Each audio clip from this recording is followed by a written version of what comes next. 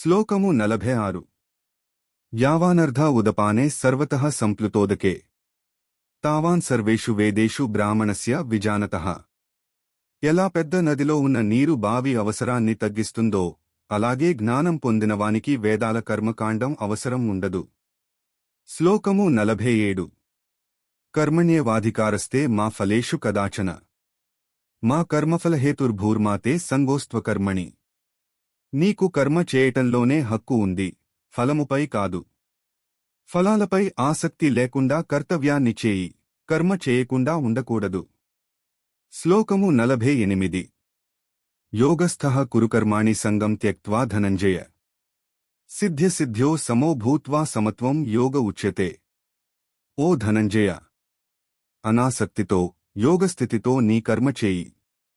విజయపరాజయాలలో సమానంగా ఉండు. ఈ సమత్వమే యోగం. శ్లోకము 49 దూరేణ హ్యవరంస్కర్మ బుద్ధియోగాద్ధనంజయ బుద్ధో శరణమన్విచ్ఛ కృపణాః ఫలహేతవః. ఓ ధనంజయ, ఫలంపై ఆసక్తితో చేసే కర్మ చాలా తక్కువ స్థాయి. బుద్ధియోగంలో శరణు పొందు, ఫలాన్ని కోరేవారు దయనీయులు. శ్లోకము 50 బుద్ధియుక్తో జహాతీహ ఉభే సుకృత దుష్కృతే తస్మాద్యోగాయ యుజ్యస్వ యోగః కర్మసు కౌశలం. బుద్ధియోగముతో నడుచుకునేవాడు సత్కర్మ, దుష్కర్మ రెండింటినీ అధిగమిస్తాడు. కాబట్టి యోగంలో స్థిరమై కర్మను నైపుణ్యంగా చేయి, యోగమే కర్మలో నైపుణ్యం.